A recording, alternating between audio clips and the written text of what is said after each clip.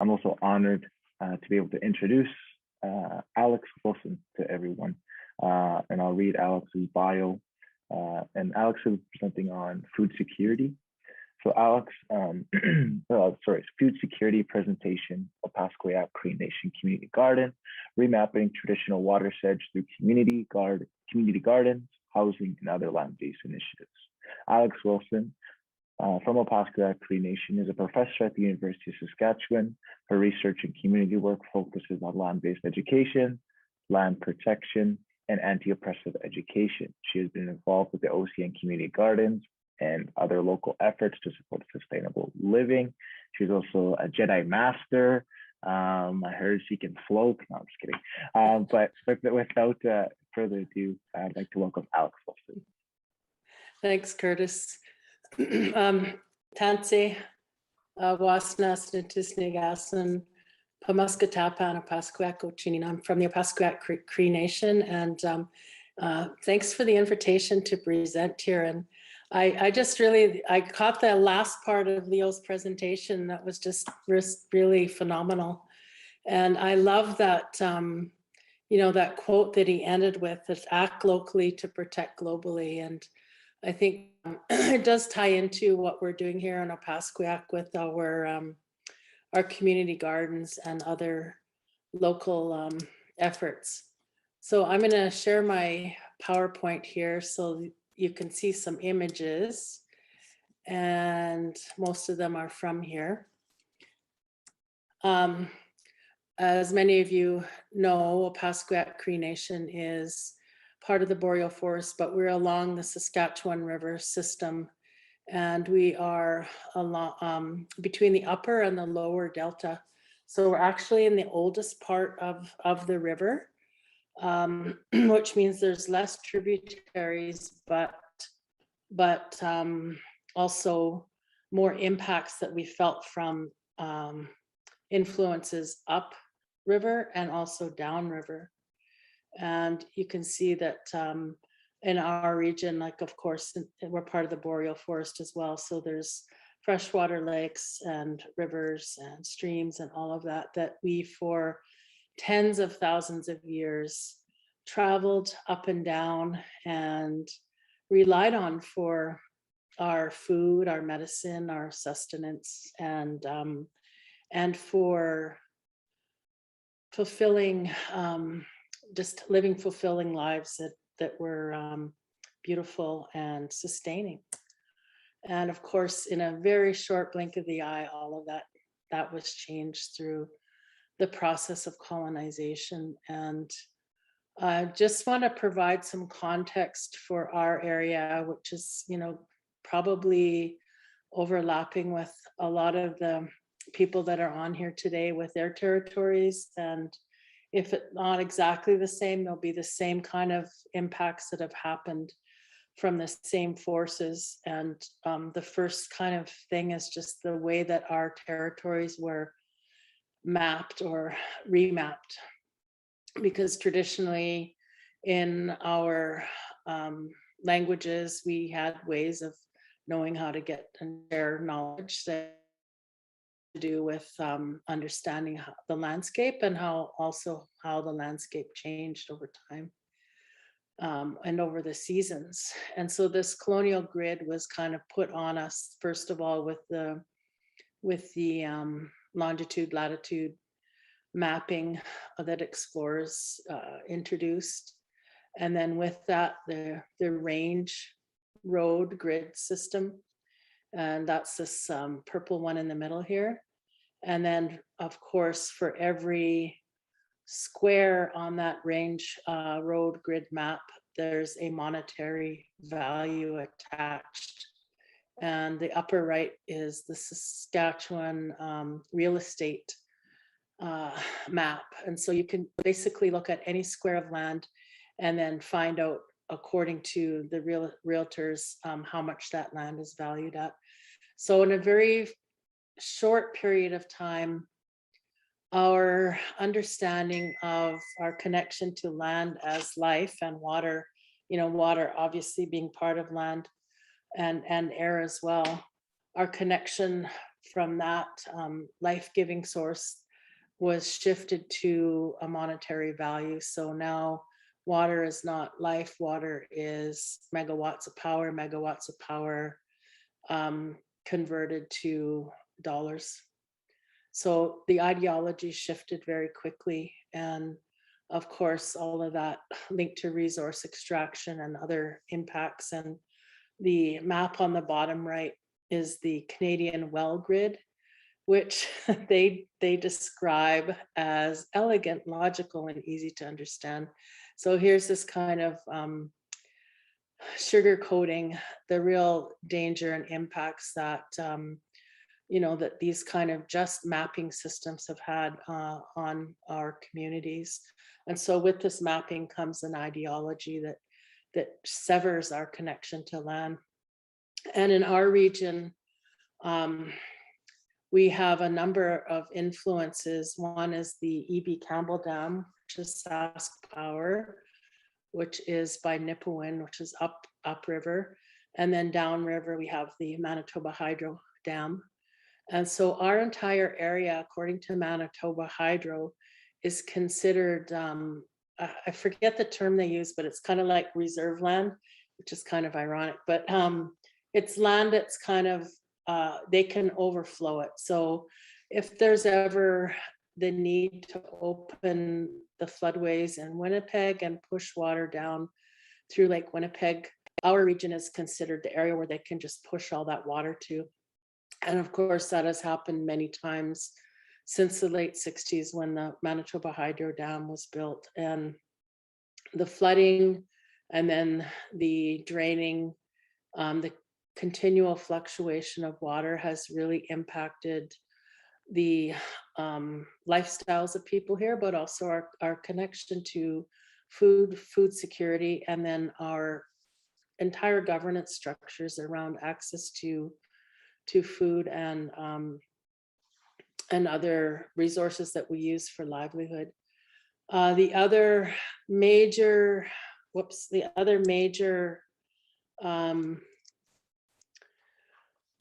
contributor to a destruction really of our waterways here is Ducks Unlimited. It's an American corporation that is in North America, South America, and now branching out elsewhere in the world. And they control a majority of the waterways within our traditional territory. And this has been going on for decades and decades. And during this entire time, there has been resistance and people speaking up about it. Indigenous people, farmers, and others who have been impacted the most by Ducks Unlimited putting in dams, micro dams, diverting waterways under the guise of creating a wetlands area to protect waterfowl, but that is completely false. It has not increased the number of waterfowl. In fact, in our area downstream from here, near the Summerberry Marsh, the number of waterfowl has decreased. The number of muskrats has decreased. Fishing has changed. So you see this really as a way to divert water for hydro usage so that they can get electrical power. So all of these things kind of interconnect. And then of course the anything that goes into the Saskatchewan River system, the north to south, and then the main Saskatchewan River, all of that flows downstream. And so the people that are furthest downstream often get the concentrated impact of pollutants that go in, whether it's just runoff from cities that go into your drains, or the phosphates that are resulting from fertilizer that's put on these big industrial farms in the prairie region. That all drains in. And then, we know about the oil spills, the Husky oil spill that happened, and other events that happen that just drain into the river. And then the people living downstream are impacted. And you know, it's not like getting diluted. In some cases, the pollutants and toxins actually are more concentrated. And it is Indigenous communities that are downstream that feel the impacts in asymmetrical ways. And so this is what we're dealing with. And all of these have contributed to us being unable to access foods and medicines in the way that we were able to even just one generation ago. So within my parents' generation, you know, they grew up off grid and hunted, trapped, farmed, and most of their food, a majority of their food came from the land. And within one generation, that has shifted very quickly. But the good news there is that there is a continuity of knowledge between that generation and the next generations. And so those elders are there to provide us with the knowledge of how to maintain those practices. And these are just some other examples to show how things connect. Upper left is the muskrat quota card, and pretty much every family here in Opaskwayak had one of these because we all had family trap lines, and some families continue to. And so the trapping was a form of livelihood from the furs, but also a major source of food because the muskrat, you know, because we eat muskrat. And so this is an example of the grid system that was recreated on another level here, dividing up into different areas and giving them names, some of them animal names, you know, and then the quota of how many muskrat you could catch in 1 year, and then how many they actually got. So this Charlie Wilson was my dad's dad. And already you'll see here that there's an erasure of Indigenous women, because obviously my grandma was there too, but she's not included on this card. So she didn't count as a human. So this erasure of women, Indigenous women, is happening on many different levels. And here it's just in terms of recognition of who is valid as a person harvesting muskrat. And then you can see every year that they caught the quota. My dad had one of these cards as well. And I asked him, how come every year, you know, you caught the quota? And he said, well, we always did. So this was a form of regulating livelihood, regulating access, similar to the permit to leave reserve was, and then regulating food. And, you know, we've heard this many times from community members and elders. It's like the process of harvesting, of planting, of accessing traditional foods or plant our own foods. The process is just as important as the actual product. And so that's something that we always try to keep in mind too, is that it isn't just the muskrat number as they've commodified here. It's also that process of going out there, of trapping, of understanding the land, of, you know, setting up their camps, of taking down their camps, of all of that contributed to the well-being of the community. And then just a couple of other examples here. Upper right is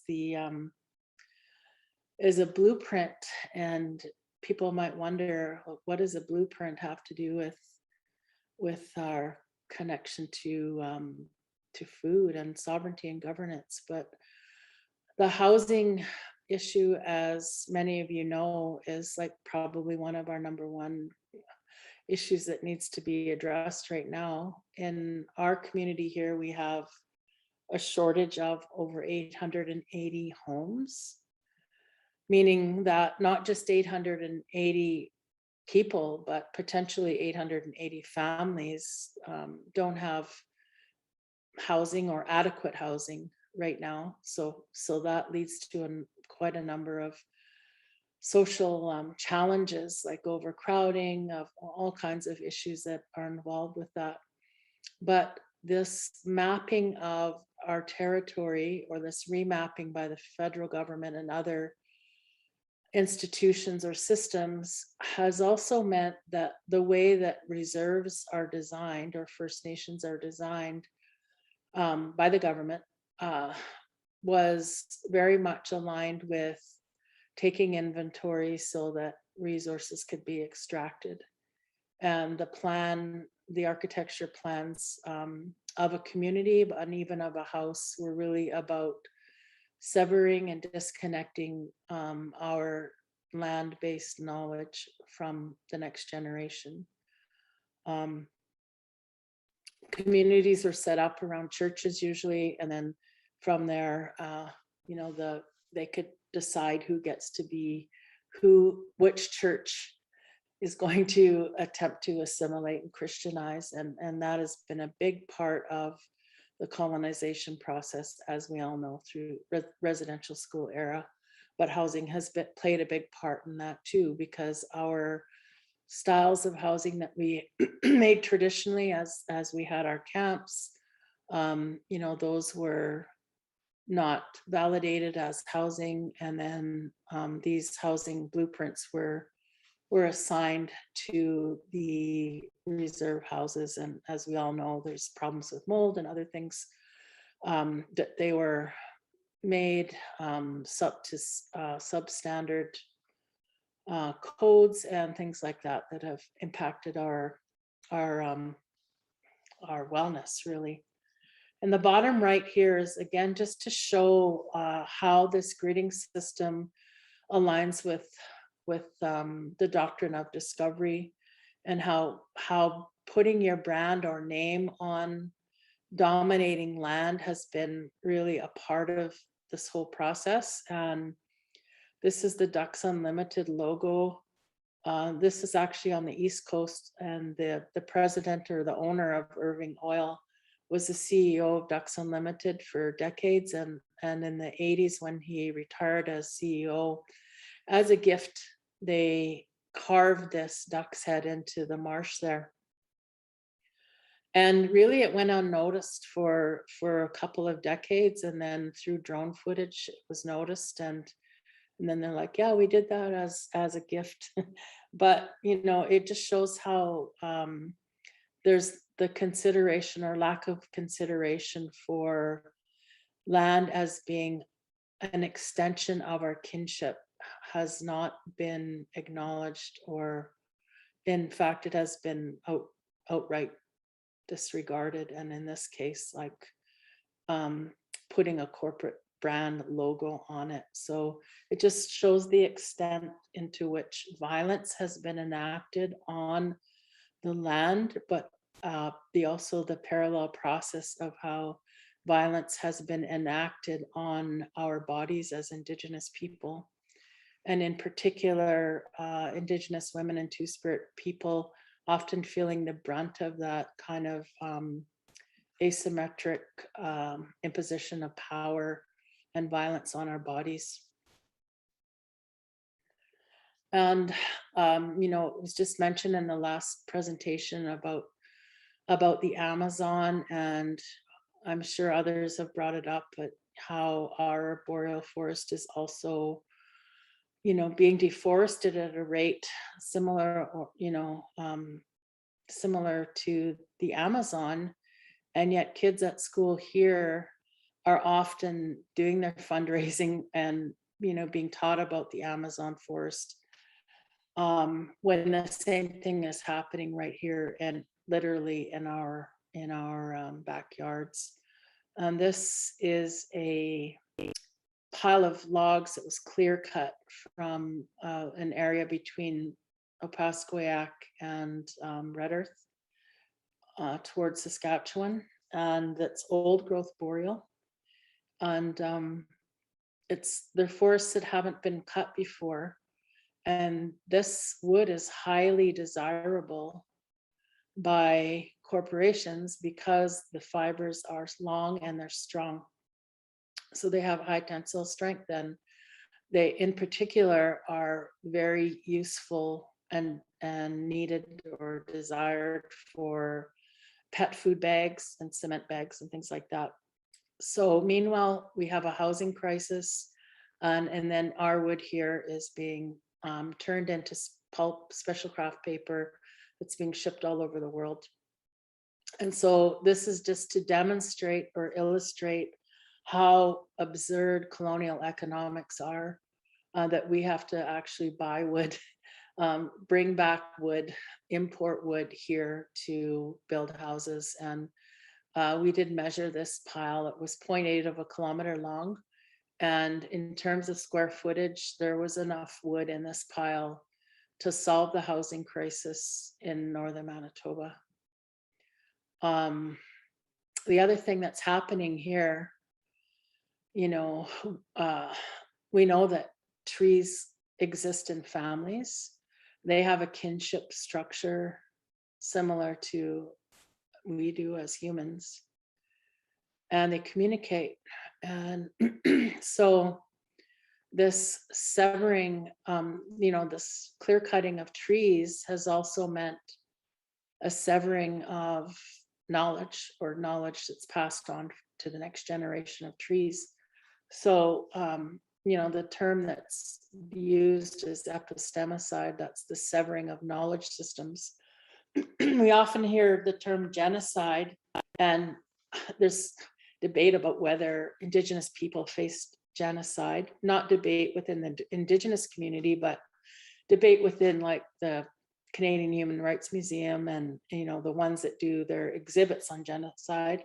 We know there's been genocide, but the other part to genocide is the severing of knowledge. So the intentional severing of knowledge through processes, policies, and procedures that have been part of colonization. So the question is, what happens to the next generation of trees if all their elders are gone at once? How do they learn to be trees? And we could say that similar for humans. What happens when the knowledge transmission from one generation to the next is severed? How does the next generation learn to exist in good relation or relationally accountable to the land? And so these are some of the questions that that we think about all the time, but also act on. And again, acting locally to protect globally, as Leo said. Again, linking to the climate change, I know that we do live in an area that we can still drink out of lakes. Like I have a Tigamag Lake right behind me, Clearwater Lake, and my drinking water comes right from there. But even the most pristine seeming lakes, every lake, every river on the planet has microplastics. And that's disturbing. Every single water body has microplastics, no matter how isolated you are. So that we've come to this place that we're in right now, where we have a climate crisis. And, as talk about COP26, just that many people in the world just don't realize how urgent the situation is. And we've created this world where, with this quote, for every pound of human flesh, there's at least 1 million pounds of garbage. And that's technological garbage. That's referring to computers, phones, cars, all of that. And it's led to this crisis that we're in right now, that some say is going to be really difficult to reverse. So now more than ever, it is really critical that we center Indigenous knowledge, and that we validate Indigenous knowledge in every way that we can, which in turn can support Indigenous sovereignty. And This, to give this example, this was on Twitter, but I've used this activity with kids and with adults, and even third graders, they can identify every single brand logo on the left side. But yet, if you ask them about plants, or you ask them even about vegetables or other natural foods, they don't know any of them. They don't know what a carrot is. If they're identifying plants, they may be able to identify the one, and they will say that's the Canada leaf. So even that is linked to this kind of master narrative about Canada being, what Canada is, and very much aligned to corporate culture and the mass branding of life, really. So just kind of goes to show how pervasive the problem is. And we're a community here where many people, I would say almost everybody, if they had the opportunity to choose wild foods over foods from the grocery store, I think most people would. But it's the lack of access right now that has really impacted us. And then just other factors as well. The internalization of our traditional foods not being good enough, or shaming around what people eat and people's behaviors and things like that. So all of these interconnect to put us in the situation that we're in right now in our community and many other communities as well. So I'm going to show this short video that we made as a community when we started our community gardens projects in 2013. And maybe give me a thumbs up if you can hear the sound okay. I think I can see Curtis and if you can give me a thumbs up if you can hear.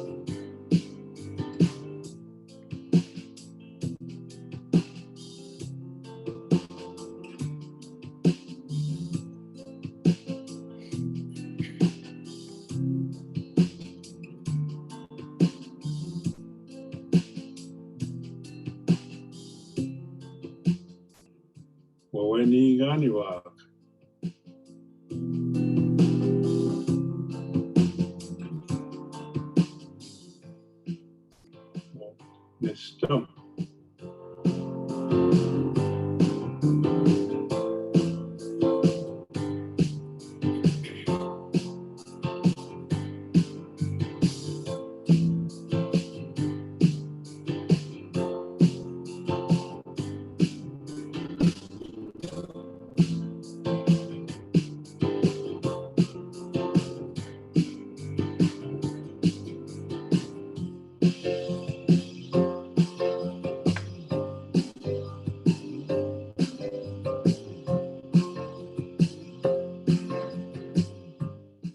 Registiganiwak.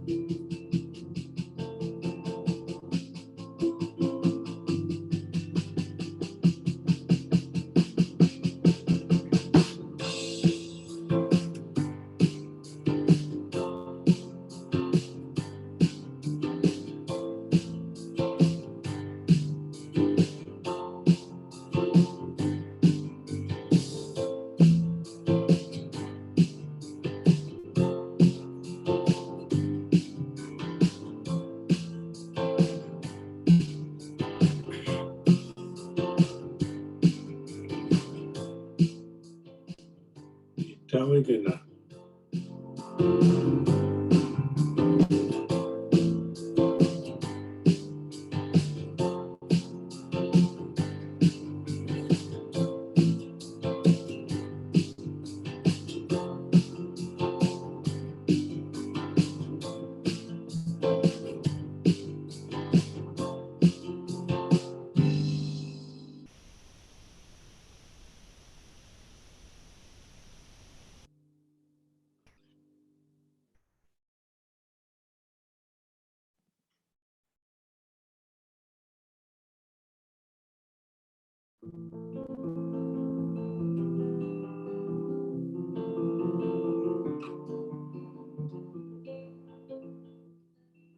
Sunia Ganiwa.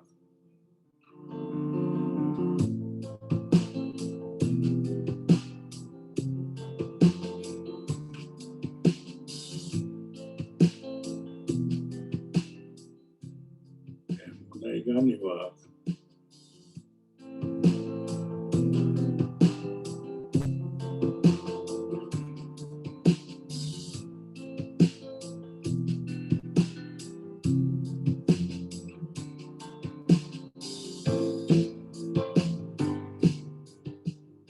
Kistigana.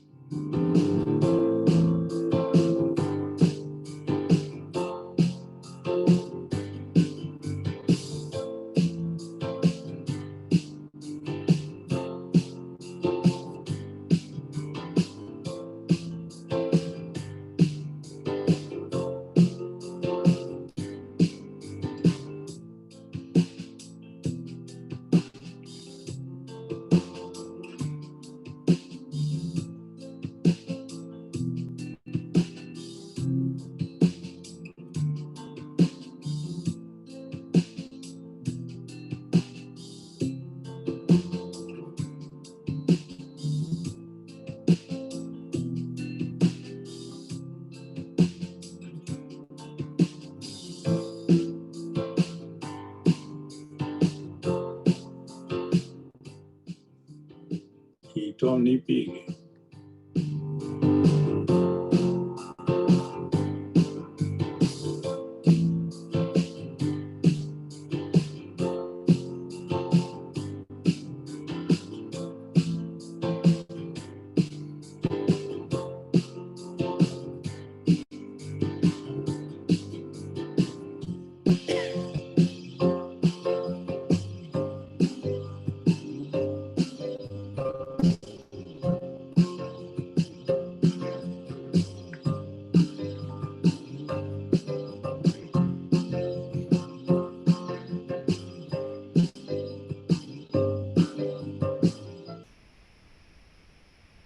Kinanasko Metinan.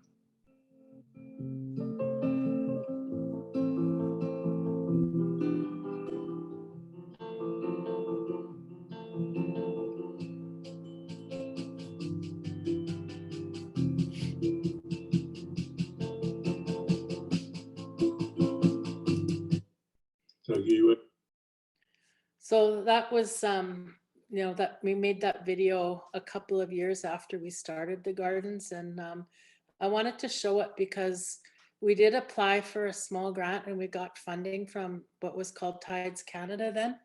And that was our final report. So often you have to do an evaluation and a report. And one of the things that we have been doing is working with philanthropists and other organizations that provide grants, and talking with them about how sometimes the grant process is just so onerous that it's not possible for a community to group to apply for them. And so we've continued that. We've done anti-racism training, anti-oppressive training with organizations so that they can understand the complexity of, why there isn't food security or why food sovereignty is necessary, and also to address kind of some of the white savior kind of narratives that exist out there. So we've done all of that.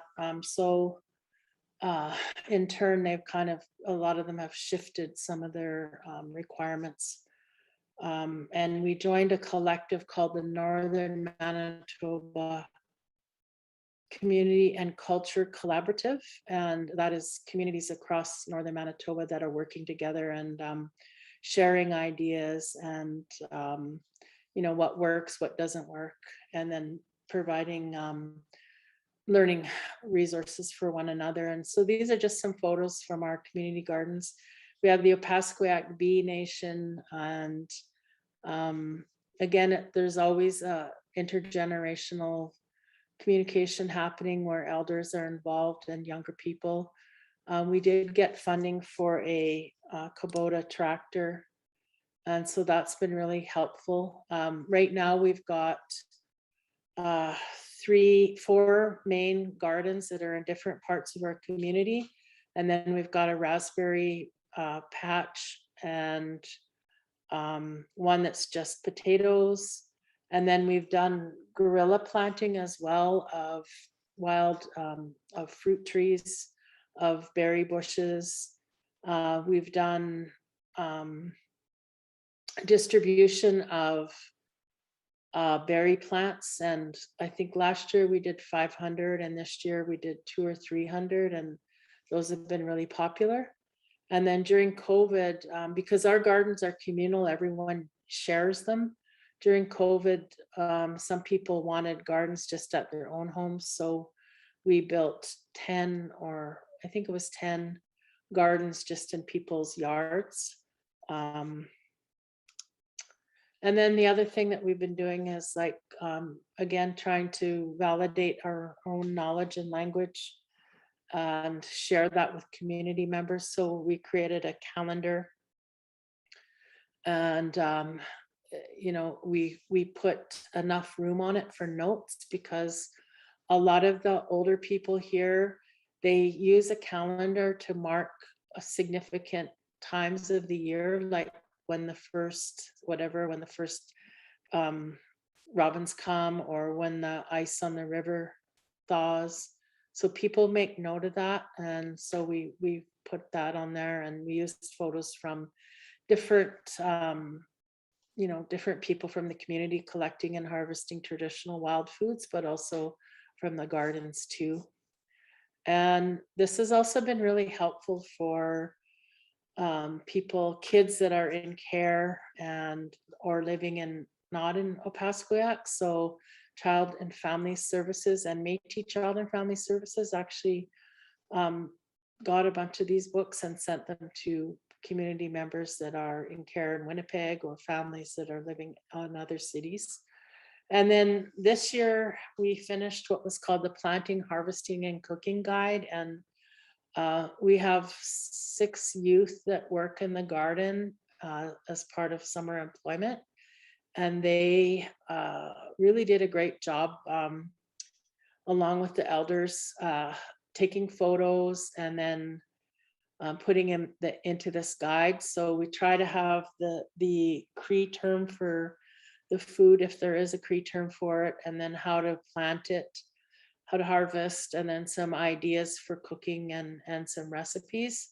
And then in the book, we also put a history of OCN, and then a history of, food in OCN, wild food and gardening.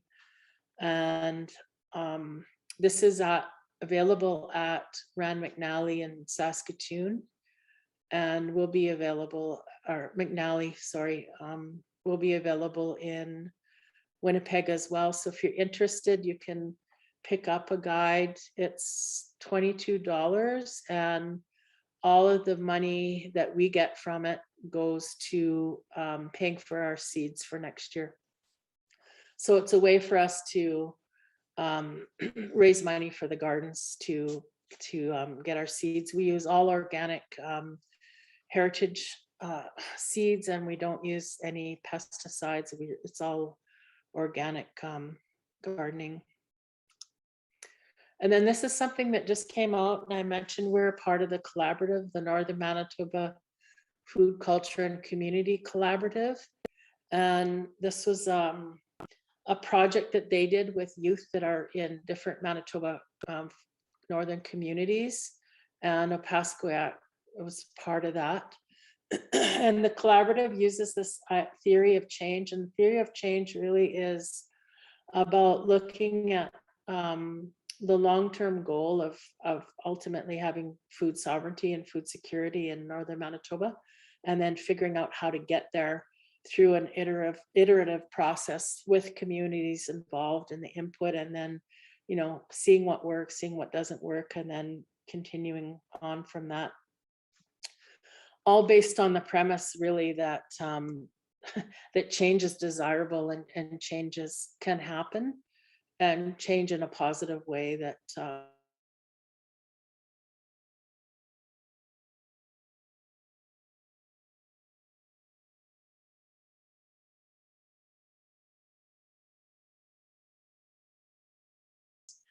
and it's online, and it's also a printed like a zine, and all the artists are young two-spirit people from Manitoba that took part, and then as a graphic artist as well. And then here's the pages from Opaskwayak that provides a little snapshot of our community and some photos from our gardens. And then the two youth that helped with the entire booklet, Michaela and Maxine, and just some information, some highlights about our community gardens. And yeah, so it's free if people want to get a copy. And then also please do join our community Facebook group, OCN Community Gardens, and we put updates on there, and we'll put the link for this on there as well. The mapping project, so this is one of the things that the community is involved in, and really we see this as a big part of our sovereignty and food sovereignty efforts. And you know, our place names were changed as, you know, part of colonization intentionally. And then also there were corporations where you could pay money, make a donation, and then get a lake named after you. Namely Ducks Unlimited did that. And we're trying to undo that by going back to our traditional place names.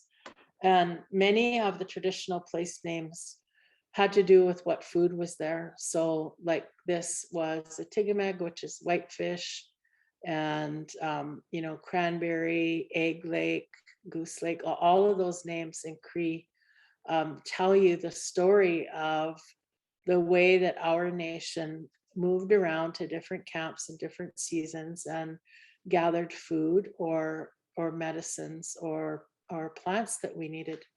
And so renaming those or returning to the traditional names has really been a generative process, because it's created dialogue between the elders, and you know, them recalling the place names, but also stories around that, and then them passing that on to the next generation. And our ultimate goal is to, well, we've recorded a lot of those stories, but also we're going to make a giant floor map, and we've been working on this for about 3 years now, and so that it can be used in the schools as well, and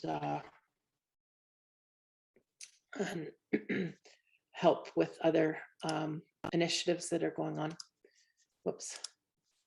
And then these are just some other photos. So I mentioned that, you know, most people do some kind of wild foods harvesting, whether it's fishing or hunting, like most of our families do that to some degree. And we do have a plan for a more formalized kind of fish filleting place where people can go and clean their fish, but also have, we've got a smokehouse and a feasting area. So this is kind of a plan for the future, where it just becomes part of the infrastructure of our community, where people can have free and safe access to some of these things that they may not have access to right now. And then we've also, we have a 25-foot Voyager canoe, and we take out, you know, people can go out on that, community members can sign it out, And then also when guests come, we take them on tours to show them, different, not just sightseeing, but really an understanding of how the land has changed, but also how there's a continuity of knowledge that really has provided us with the energy and the strength to continue, and all of that linking back to a healthy connection to land. And then just the housing issue, the way that we've kind of addressed it through land-based education and trying to build sustainable housing from products around here in a way that is not invasive, but in a way that can be where we can see housing as an extension of land, but also as a form of land protection. And that's ongoing. And then in the upper right is people that have come to visit the community. And as I mentioned, sometimes funders come and then we have done workshops with them and to show them how complex the food issue is. It's not just about food, it's all the systems that are involved and interconnect. And then I just kind of wanted to end this part with the reminder that Indigenous sovereignty is climate action. And I think we're all facing this issue of climate change right now. And one of the best ways to address it is to recognize that we have answers in our own communities, and to center and validate Indigenous knowledge is a big part of climate action.